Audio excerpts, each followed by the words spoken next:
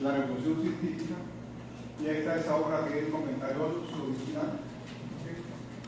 Y ahí están los puntos que trataba de su, los puntos más importantes de su vida. Asuntos que tienen que ver con refutar el sistema de Ptolomeo, el sistema de Aristóteles, todo lo que habían estado diciendo los filósofos griegos y los padres de la Iglesia Católica, ¿sí? Haciendo una mezcla de los dogmas con las leyes. ¿De acuerdo?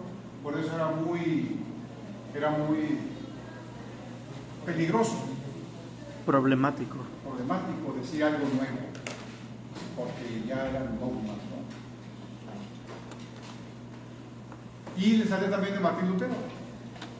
Me gusta mucho comparar a Martín Lutero con Copérnico, porque los dos fueron personas que enfrentaron al sistema.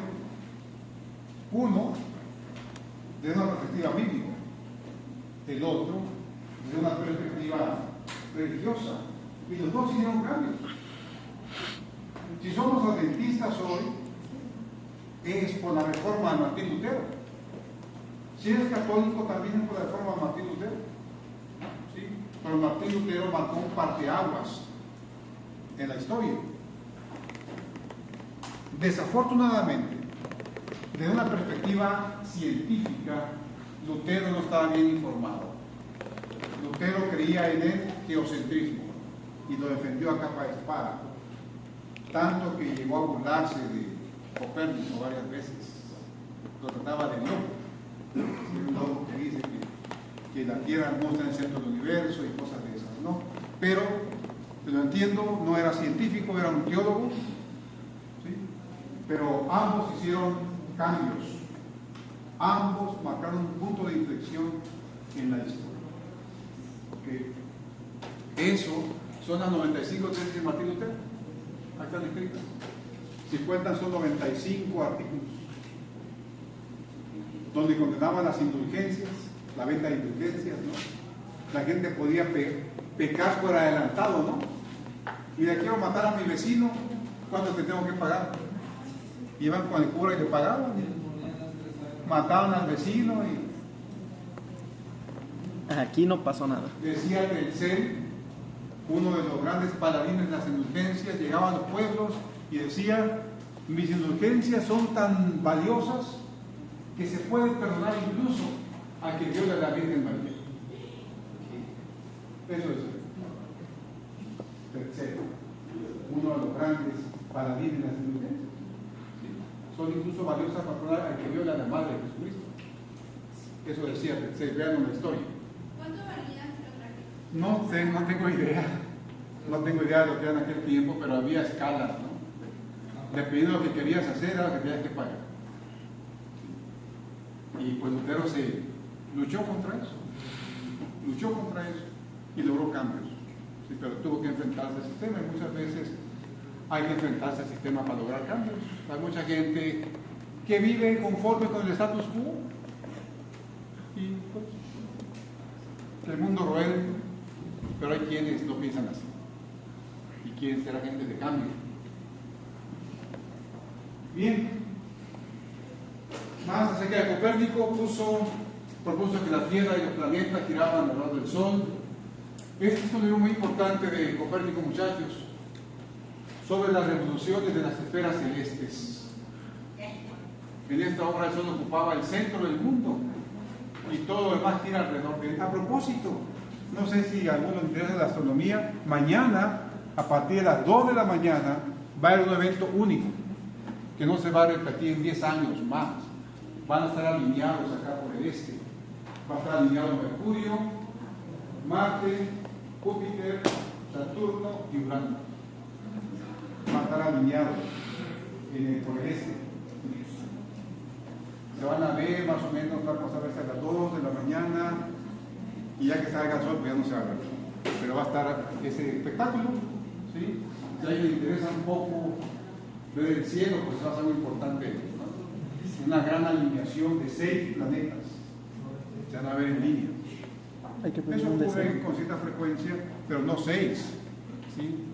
Con frecuencia se alinean 3, 4, pero 6 es un evento pues que no se repite tan frecuentemente. ¿Cómo a qué hora va a Se va a comenzar a ver a las 2 de la mañana. Sí. Y va a Tempranito. terminar como a las 5:30 que el sol se sí. Si levantan a las 4:30 Darwin, van a ver. dile al Johan que te acompañe. Se sube a la azotea del dormir. Marte rojizo, así se distingue Marte, dios de la guerra, rojizo. Venus es el más cercano, Mercurio más cercano al Sol. Júpiter y Saturno son muy brillantes, por eso se distinguen. Ok. Y muchachos, les presento a esta persona, uno de los grandes genios de la historia, que también se enfrentó al status quo, se enfrentó a los dogmas existentes, y aun cuando, bueno, se retractó, dice la historia, lo vamos a ver, pero él mantuvo su convicción. Él tampoco era una perita en dulce. Toda la historia dice que Galileo era una persona muy egocéntrico, muy pagado de sí mismo. Era difícil hacerlo cambiar de opinión, pero era muy valiente también de enfrentarse al sistema eclesiástico. Pues no era sencillo, y él lo enfrentó. ¿Okay? Por eso digo ahí, la revolución científica del Renacimiento tuvo su arranque con Copérnico y su culminación con Isaac Newton, pero Galileo Galilei es considerado como su máximo representante. ¿Okay? El máximo representante de la revolución científica de esos tiempos, Galileo Galilei. Vivió de 1564 a 1642.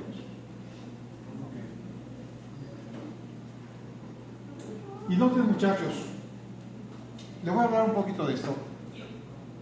Recuerden que una de las tesis aristotélicas de Ptolomeo era, por ejemplo, que la luna era una esfera perfecta. De hecho, eso decía, ¿no? La posición. Los cuerpos celestes son esferas perfectas. Y decían que la luna allá era como una esfera gigante, pero suave. ¿Sí? ¿Pero qué hizo Galileo? Bueno, Galileo construyó su telescopio, un telescopio muy modesto. ¿Sí? Pequeño, tuvo oportunidad de ver ese telescopio una vez que estuvo en la escuela donde él enseñaba allá en Italia, y ahí lo tiene el telescopio de él, pues como una joya, ¿no? Él enfocó a la luna. Yo no sé si han visto ustedes aquí la luna a través de un telescopio, no sé. Pero los que no han visto, ¿cómo se ve? ¿Cómo se ve? Llena de huecos, llena de cráteres, impactos. El año pasado, o hace unos 2 años, un astrónomo japonés estaba observando la luna y tuvo la fortuna de ver en vivo un impacto de un meteorito contra la luna. Y eso fue un video que se hizo viral, porque él vio el impacto, ¿sí? De un meteorito contra la luna. La luna recibe muchos impactos. Y obviamente no es una esfera perfecta, está llena de huecos. Galileo vio eso y pues dijo, pues lo que dice la iglesia no es cierto, ¿no? Eso que es una esfera perfecta, no es cierto. Entonces comenzó a escribir lo que él veía. También, por ejemplo, estudió Júpiter. ¿Han visto a Júpiter por telescopio? Cuando ves a Júpiter por telescopio, generalmente lo ves siempre con 4 planetas a los lados. 2 de un lado, 2 de otro, 3, 1 o ninguno. Bueno, o un punto ves la sombra en él de los que están de este lado y no de los que están de aquel lado. Es muy interesante ver a Júpiter. Júpiter es como un pequeño sistema solar. Lo vio Galileo y se dio cuenta que a veces veía 3 de un lado, 1 del otro, o 2 y 2, y él razonó. Eso implica que estos cuerpos, ¿qué hacen? Giran en torno a Júpiter. Por lo tanto, la idea aristotélica de que todo gira en torno a la Tierra no es cierta. Y eso también lo comenzó a apuntar, ¿no? Son sus lunas, ¿no? Sus lunas, sí. Ajá. Él descubrió las 4 lunas galileanas. No sé si tengo los nombres ahí. ¿Alguien recuerda los nombres de las 4 lunas de Galileo? Io, Europa, Calisto. Calisto y Ganímedes. Io, Europa, Calisto y Ganímedes. Son las que tú ves con un telescopio. Siempre están acompañando. Si se lo ves ahora, vas a ver ahí 3 y 1 o 2 y 2. Es muy interesante ver. Pero noten cómo él, a través de la experiencia, comenzó a, pues simplemente decir lo que veía. Pero a esos muchachos casi le cuesta la vida. Él era amigo de la curia católica, era amigo incluso de los papas, de gente influyente en el clero, pero finalmente la inercia aristotélica y de Santo Tomás pudo más. Y como vamos a ver por aquí, lo que van a retractarse, ¿no? Ahí tengo los puntos importantes: la luna, las lunas de Júpiter, Venus. Sí, cuando tengan tiempo y tengan un telescopio, a veces se ve con un ligero, esos catalejos. Venus presenta fases también como la luna. Hay Venus creciente, hay Venus menguante, y eso que indica, pues que rota también. Todas esas observaciones las fue haciendo Galileo. Él comenzó a observar el cielo más o menos en 1609, 1610, cuando él perfeccionó los telescopios que había. Él no lo inventó, él los perfeccionó. ¿Sí? El telescopio fue inventado por otro hombre, otra persona. Vean ahí, eso es muy interesante.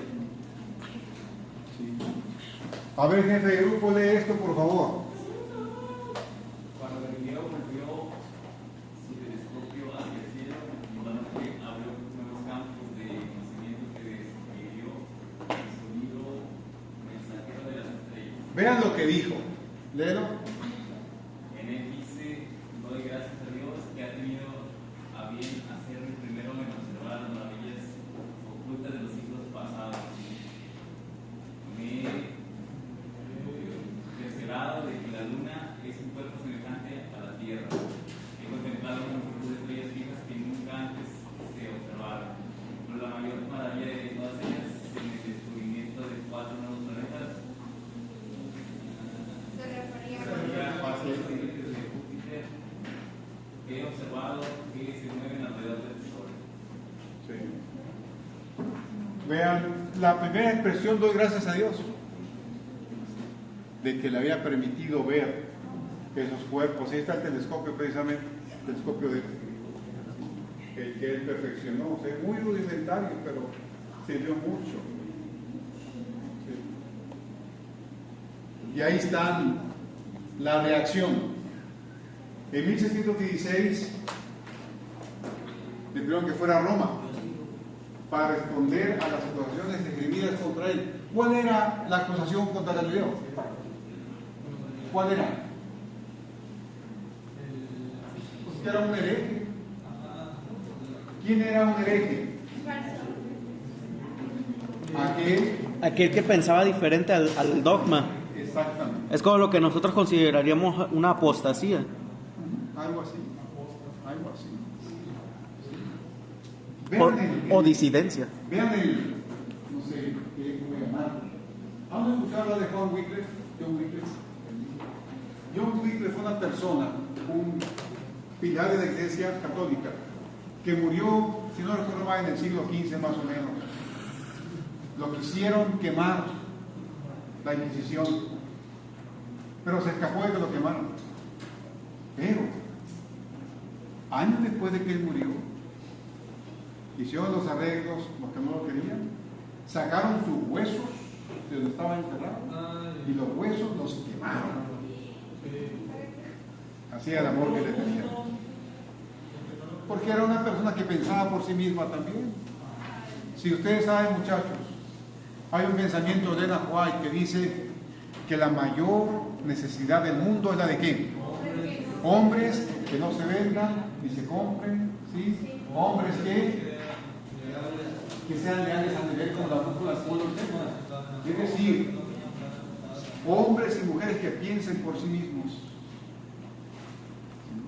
Pero muchas veces, cuando piensas por ti mismo, tienes problemas. Y ahí es cuando debes sacar el carácter. Hombres como Galileo, como Copérnico, como Whittle, no tuvieron temor de expresar sus ideas. Y expresar tus ideas no quiere decir que te vas a pelear con todo el mundo, ¿no? Quiere decir que vas a tener la capacidad de expresar tus ideas de una manera educada. Por eso les he dicho, cuando seas profesionista, cuando comiences tus rotaciones, etcétera, vas a tener colegas que no piensan como tú. Entonces, como en esta clase, quiero darles herramientas para que de una forma tengas la capacidad de establecer un diálogo, por lo menos, ¿no? Un diálogo educado, con aquellos que no creen como yo. Luego, en 1116, el Santo Oficio, o sea, la Inquisición, condenó el sistema copernicano como falso y opuesto a la Biblia. Y Galileo recibió la admonición, o sea, la advertencia de no enseñar públicamente lo de Copérnico. Cállate, no hables lo que has visto. ¿Sí? Imagínense Galileo, ¿no? Después de que lo había visto, no puede decir lo que había visto con sus telescopios. Lo querían silenciar. En su obra, El Ensayador, abordó la naturaleza de la ciencia, el método científico. Ese libro es un libro de él, El Ensayador. Y ahí es donde dice que la naturaleza está escrito en el lenguaje de las matemáticas. ¿Sí? Las matemáticas te ayudan a cuantificar, a entender. Hay muchos científicos que han dicho, tú eres ignorante sobre un fenómeno hasta que tengas la capacidad de cuantificar. Expresar en ecuaciones, en estadísticas, etcétera. Mientras no cuantifiques, tu conocimiento es muy limitado. Ustedes ven el arco iris, ¿no? ¿Cómo es el arco iris? Pues muy bonito, ¿no? Qué bonito. Pero si además de apreciar que es muy bonito, tú sabes explicar por qué ocurre eso, hablas de ángulos de reflexión, ¿sí? El coeficiente de la luz para pasar por la atmósfera, todo eso. Cuando entiendes el por qué, entonces tu conocimiento es más sólido. Si lo dejas a nivel cualitativo, pues hay bastante que agregar todavía, ¿no? Ese libro lo dedicó al Papa Urbano VIII, que era un amigo de él. Y ahí está, muchachos, importante, la máxima obra de Galileo, el máximo libro más importante de él, Diálogo sobre los dos máximos sistemas del mundo. Allí él hacía ciertas sátiras, ciertos comentarios jocosos, y sus amigos lo interpretaron como burla al sistema y desobediencia al Papa. Entonces lo llamaron otra vez.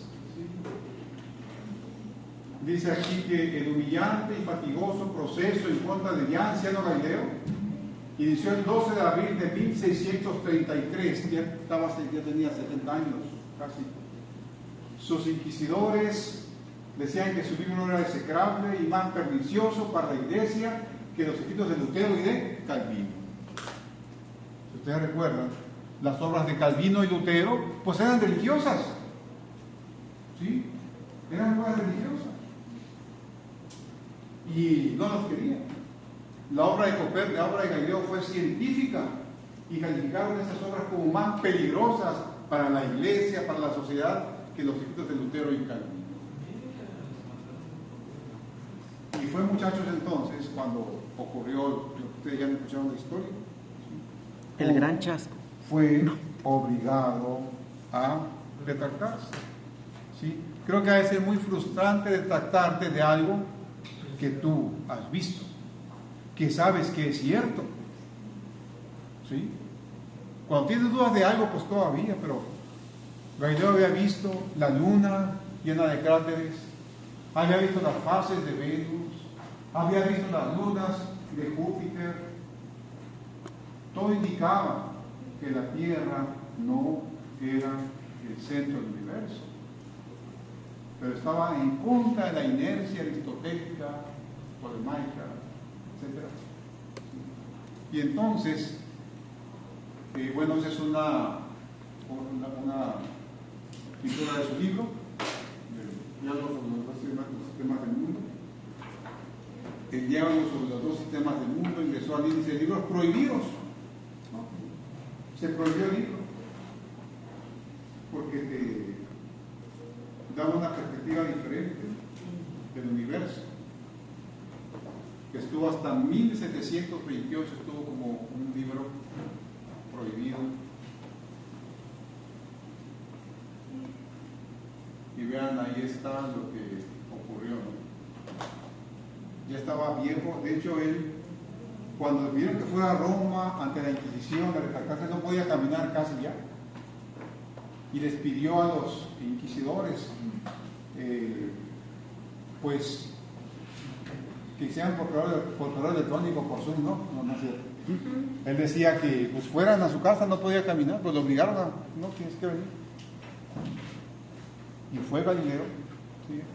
Y ahí es donde ocurrió eso. Dice, ahora estaba arrodillado ante el temido tribunal de la Inquisición, obligado a confesar públicamente un error que él sabía que no era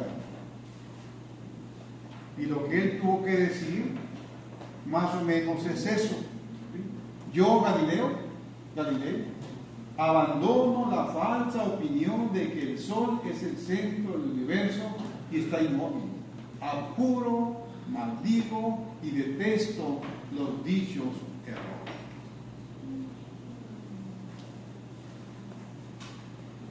Y la historia dice, ustedes saben, que ya que se levantó después de haber, pues estaba arrodillado hablando eso. Así que mientras se levantaba, él dijo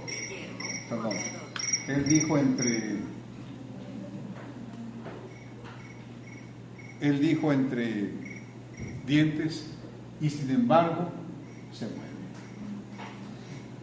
Él sabía que lo que había descubierto es cierto. Y murió en prisión domiciliaria. Ahí lo tuvieron hasta que murió. Querían quemarlo, querían llevarlo a la estaca, pero tenía una amistad con el Papa y con la gente de la iglesia, y eso lo libró. Tenía Pero palanca. a los inquisidores no le faltaron ganas de quemarlo, tenían un odio tremendo. ¿Por qué? Por haber descubierto un poco más, por haber dicho un poco más, por haber tenido la valentía de desafiar el estatus.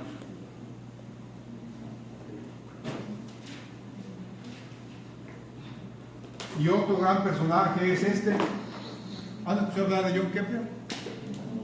No, solo sé que varios planetas que descubren les ponen Kepler, un montón de números. John Kepler fue otro gran científico. De la misma época también. ¿En qué año nació Galileo?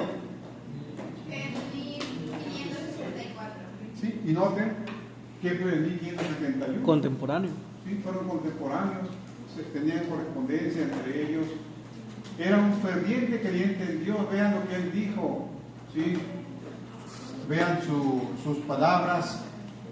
La más grande mira de todas las investigaciones del mundo externo debe ser para descubrir el orden racional y la armonía que ha sido impuesta en él por Dios y que nos ha revelado en la lengua de las matemáticas.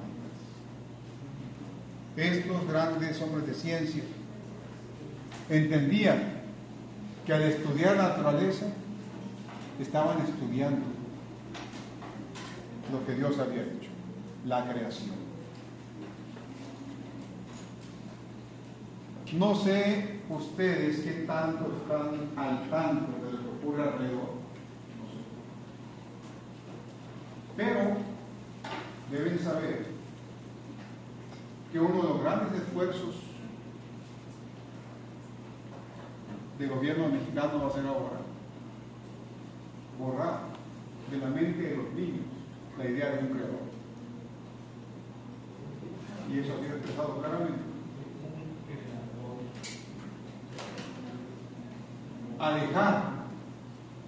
Alejar de la mente de los más pequeños la idea de la creación, y por ahí la persona cuando lo dijo, entregar la educación, esos mitos de que hubo creación tienen que ser borrados de la mente de los niños. Y quizá allí, en ese contexto, en ese ambiente, se requieran Galileos, se requieran Copérnicos o Copérnicas o Galileas, ¿sí? Que tengan la valentía y el conocimiento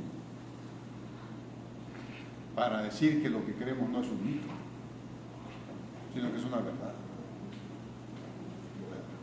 Si aprendes mucho pero no lo aplicas en tu vida, ¿qué caso tiene? ¿Sí? Entonces el gobierno quiere quitar que hay un criado hacia los niños. ¿Sí? Entonces tendría que cambiar el himno nacional, porque el himno nacional habla sobre un criador. Entonces, ¿habría más modificaciones de la letra? Pues no dudo que puedan hacer eso. ¿Sí? No dudo que puedan hacer eso. O sea, aprenderse otro himno nacional. ¿Sí? Sí, pero vean, sí, está muy tremendo el asunto de los movimientos que quieren sacar a Dios de la ecuación. ¿Sí? Esto es lo que hizo famoso a John Kepler, las leyes del movimiento planetario. Noten, esto fue un problema también. ¿Cuál es la curva perfecta en la geometría? La circunferencia. La Iglesia decía entonces que las órbitas planetarias eran todas circulares. Circulares. ¿Pero qué hizo John Kepler? John Kepler demostró matemáticamente que no era así. Observando, sin telescopio, muchachos, sin telescopio. Él descubrió que las órbitas planetarias eran todas elípticas. Y esa fue su primera ley. ¿Sí? Ahí está. Las elipses de las trayectorias son de muy poca excentricidad, de tal manera que difieren muy poco de la circunferencia. ¿Sí? La órbita de cada planeta es una elipse y el Sol se encuentra en uno de los focos. Y eso es vital para nosotros. Si la órbita de la Tierra fuera circular, la vida de la Tierra puede ser muy diferente.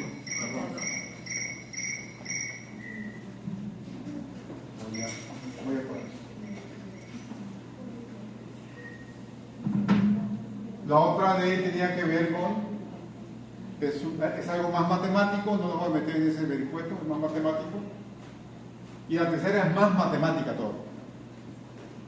Pero tenía que ver con los movimientos planetarios. ¿Quién le descubrió eso? Y él no tuvo tanto problemas con la Inquisición, porque él casi no hacía nada. Descubrió, y no tenía el espíritu de Galileo. Galileo tenía ese espíritu también de contienda, ¿no? Y se enfrentaba. Galileo, Kepler no era así, era una persona más pacífica, más tranquila, pero un gran investigador también. Y todos, me imagino, han escuchado hablar de gran Isaac Newton, otro de los grandes pilares de la ciencia moderna. Déjenme pasar un instante de...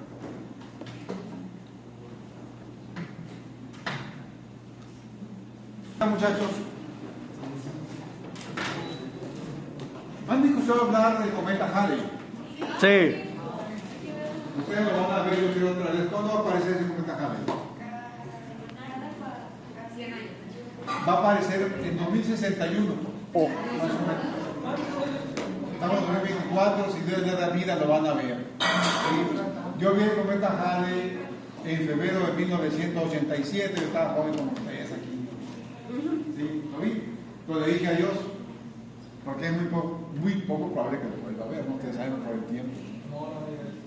Pero bueno, el cometa Halley, muchachos, ¿saben por qué se llama cometa Halley? ¿Por qué? Fue descubierto por el mundo Halley. Y el mundo Halley, muchachos, era muy amigo de Isaac Newton. Isaac Newton era un hombre muy tímido, tan tímido que nunca se casó. Nunca se casó. Y tenía sus pretendientes, pues él era bastante de él. Tenía las mujeres que le echaban los perros, ¿no? Los asediaban. Pero no aceptó insinuaciones. Era muy tímido. Era tan tímido. Como Tesla. Era tan tímido que dice la historia, si no hubiese sido por el mundo Halley, nada de lo que escribió lo hubiese publicado. Cuando el mundo Halley se dio cuenta de que Newton estaba hablando de óptica, de la gravedad, cuando supo que inventó el cálculo diferencial, el cálculo integral, y que era un hombre con inteligencia excepcional, dice la historia que le decía, Isaac, pues publica, escribe. Y Newton tenía miedo, dijo algunas veces, tenía miedo de enfrentar los problemas que enfrentó Galileo. Pero aparte de eso era muy tímido también, era muy retraído desde niño, ¿sí? Y dice la historia que gracias al mundo Halley, que lo estuvo motivando, el descubrió del planeta, del cometa, él lo motivó, hasta que logró que Newton comenzara a escribir. Y escribió lo que hasta ahora se considera el mejor libro de ciencia de la historia, ¿sí? Principios matemáticos de la filosofía. Es un libro que se considera como el más grande libro de ciencias en la historia, por Isaac Newton, que fue también un gran creyente. ¿Sí? La próxima clase les voy a hablar más de ya sé que